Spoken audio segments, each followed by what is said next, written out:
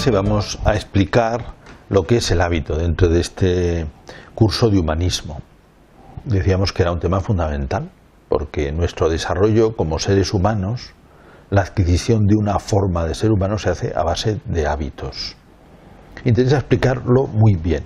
Por una parte es una palabra conocida, hábito, pero interesa darle el sentido preciso porque en el lenguaje ordinario es un poco más vaga que el sentido preciso que le vamos a dar aquí, sentido técnico, que procede de Aristóteles. Los animales tienen pautas de conducta con los cuales resuelven muy bien muchas situaciones. Pautas de conducta instintivas que se desatan. Por ejemplo, un león puede desatar una estrategia de caza al observar una pieza en el horizonte. Bien, esas pautas en parte son innatas, las tienen casi por transmisión hereditaria, otras en parte las tienen aprendidas, aprenden unos de otros, a veces mientras son crías.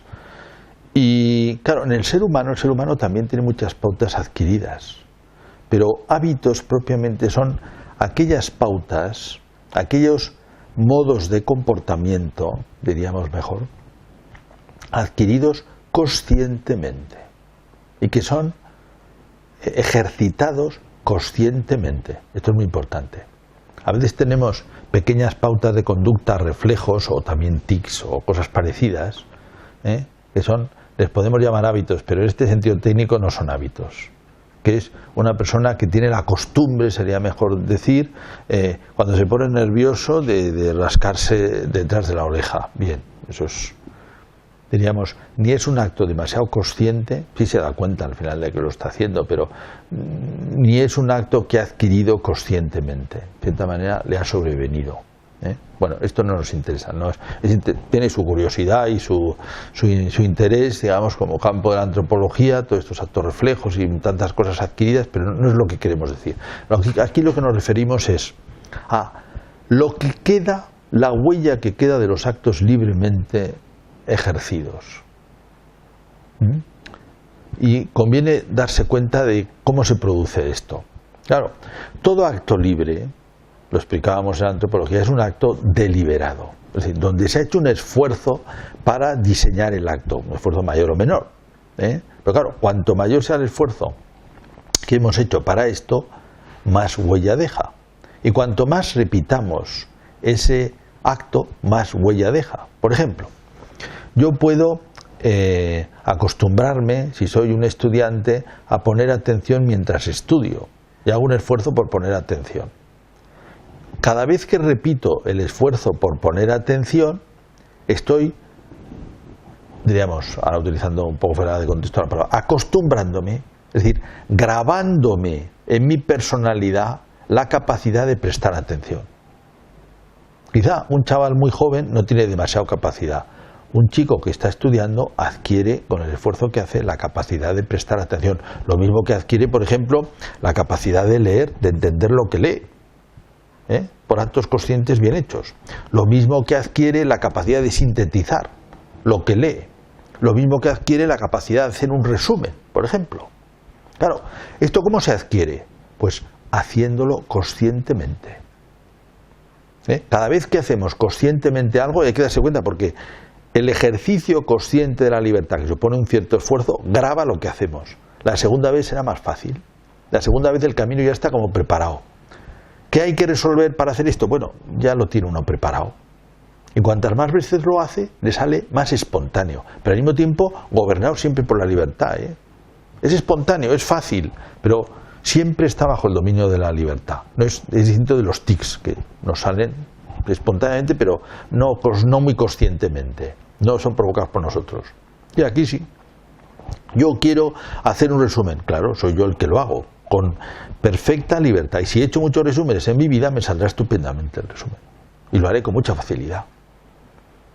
¿Por qué? Porque lo he hecho muchas veces. Tengo una cita muy buena aquí de un historiador de la filosofía que se llama Etienne Gilson, de la filosofía medieval, de un libro sobre el tomismo. Dice: cada uno de los esfuerzos que el hombre hace para alcanzar su fin, en lugar de caer en la nada, se inscriben en él y dejan en él su huella. El alma del hombre, como su cuerpo, tiene una historia, conserva su pasado para gozar de él y utilizarlo en un perpetuo presente. la forma más general de fijación de esta experiencia pasada se denomina hábito. Y este tema ya ha sido perfectamente tratado por Aristóteles, en la Ética de Nicómaco. La repetición de actos conscientes bien hechos, otra característica importante, hace que quede grabada esa forma. Y se pueden distinguir dos ámbitos, o sea, porque es todo ejercicio de libertad. En una denominación latina se suele hablar a veces del agere y del facere. Agere, la acción interior. El agere, porque de ahí viene acción, la palabra acción viene del verbo agere, actuar. Y el facere es el hacer, de ahí viene nuestra palabra hacer, el manejar, el construir, el disponer, se refiere a una acción más manual de trabajo, ¿verdad? En los dos ámbitos, como hay ejercicio de libertad, hay hábitos, aunque a los hábitos del hacer les llamaríamos habilidades, por ejemplo. Yo tengo, y qué sorprendente es, la habilidad de escribir. O sea, con qué paciencia hace falta llegar a hacer esto y después qué soltura tenemos. Es admirable, ¿eh? Y no digamos, por ejemplo, todos los hábitos que se adquieren, todas las habilidades para tocar un instrumento o para conducir un coche. Asombroso. Y se han producido por actos libres bien hechos. Si yo al tocar el violín no me acostumbro a poner los dedos bien, nunca tocaré bien el violín.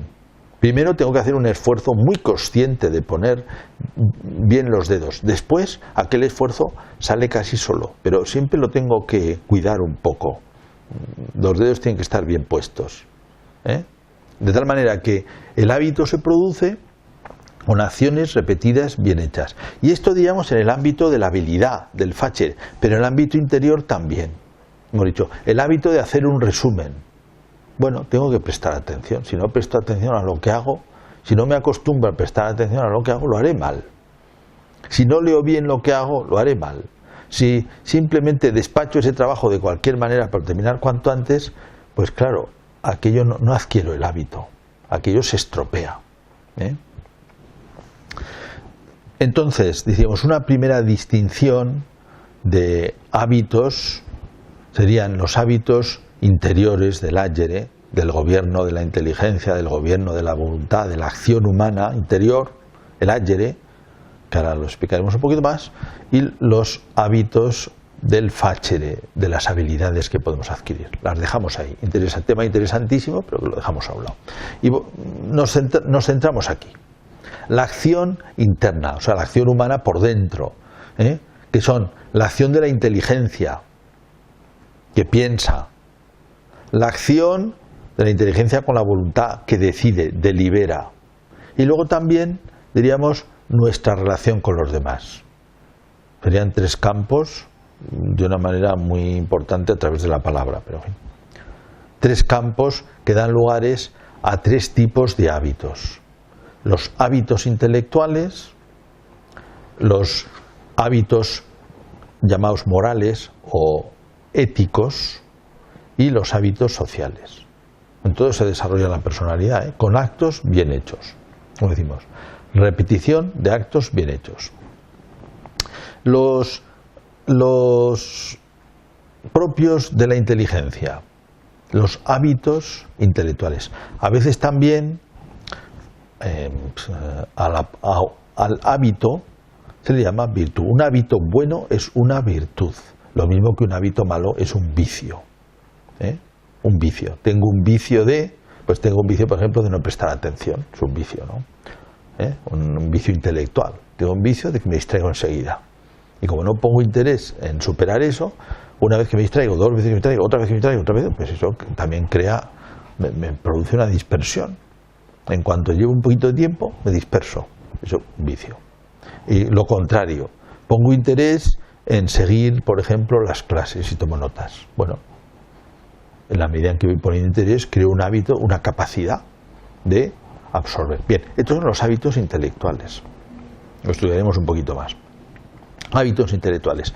Los hábitos morales se refieren a lo que es el ejercicio de la acción.